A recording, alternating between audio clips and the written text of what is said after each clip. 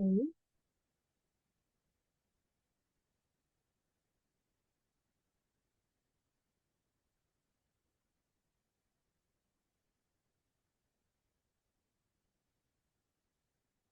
Selamat pagi.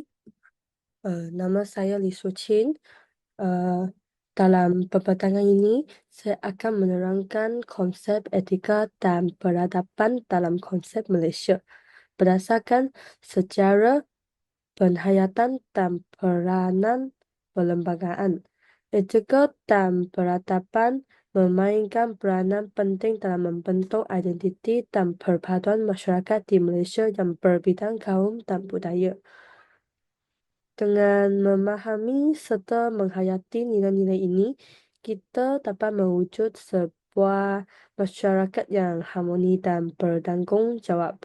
Yang pertama, sejarah dan konsep etika dan peradaban adalah susun masa etika dan peradaban, iaitu pra-kolonial, kolonial, pasca-kolonial.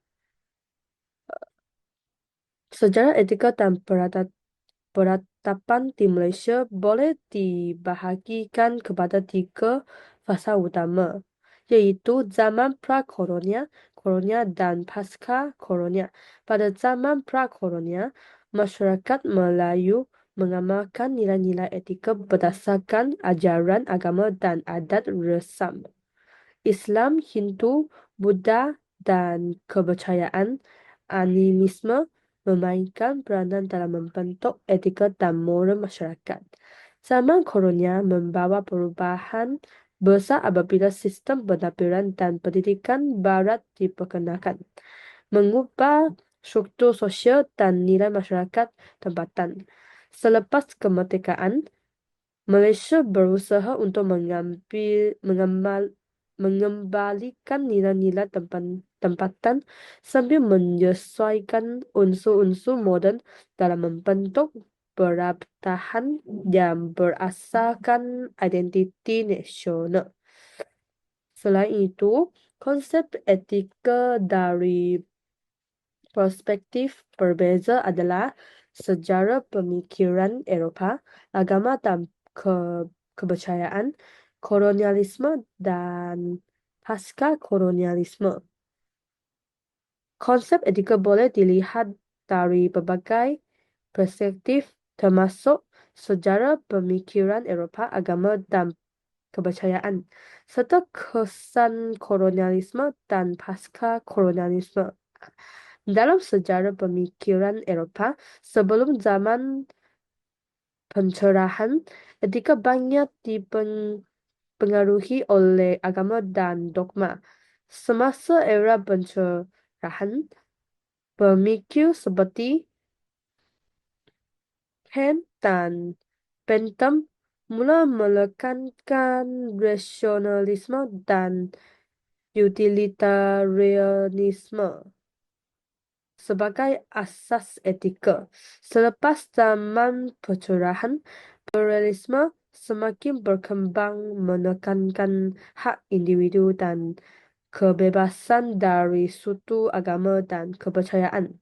Islam, Kristian, Hindu, Buddha, dan ajaran lain masing-masing memberikan pantuan moral kepada mengantungnya, manakala kolonialisme telah memperkenalkan norma barat dan pasca kolonialisme menyaksikan usaha untuk menyesuaikan semula nilai-nilai tempatan dengan perubahan zaman.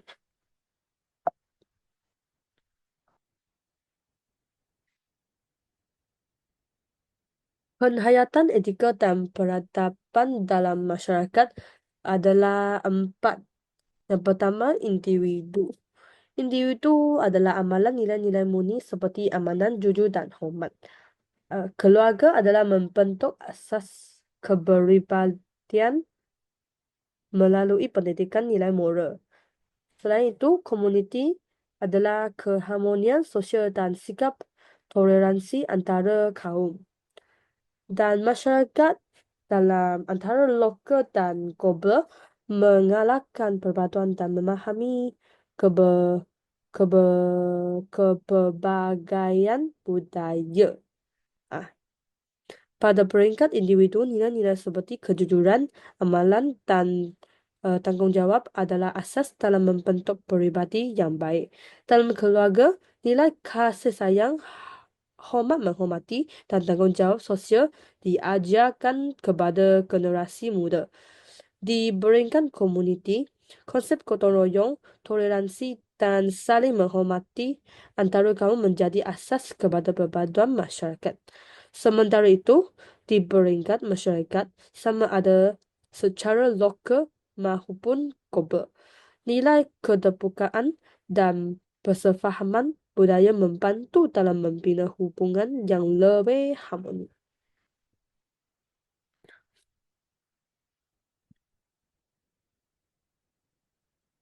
Akhir sekali, perlembagaan sebagai wahana etika dan peradaban adalah dua. Sejarah dan definisi perlembagaan Malaysia adalah perlembagaan Malaysia sebagai dokumen asas negara dan proses prinsip rukun negara dan hak asasi manusia dalam perlembagaan.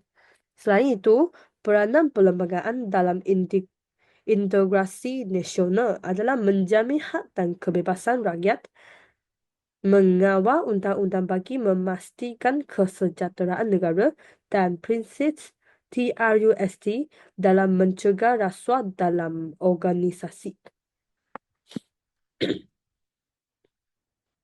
Perlembagaan Malaysia pula berfungsi sebagai wahana utama dalam mengekalkan etika dan peradaban negara. Sejarah pembentukan Perlembagaan Malaysia menunjukkan bagaimana dokumen ini menjadi asas kepada sistem pemerintahan dan undang-undang negara. Konsep utama dalam perlembagaan termasuk hak asasi manusia, keadilan sosial, dan prinsip rukun negara. Selain itu, perlembagaan juga memainkan peranan penting dalam memastikan integrasi nasional dengan memberikan perlindungan kepada hak setiap kaum, jamin kesejahteraan negara. Prinsip TRUST dalam mencegah rasuah turut ditekankan sebagai sebagian daripada usaha untuk membentuk masyarakat yang berintegriti. Kesimpulannya, etika dan peradaban adalah elemen penting dalam membentuk masyarakat Malaysia yang bersatu padu dan harmoni.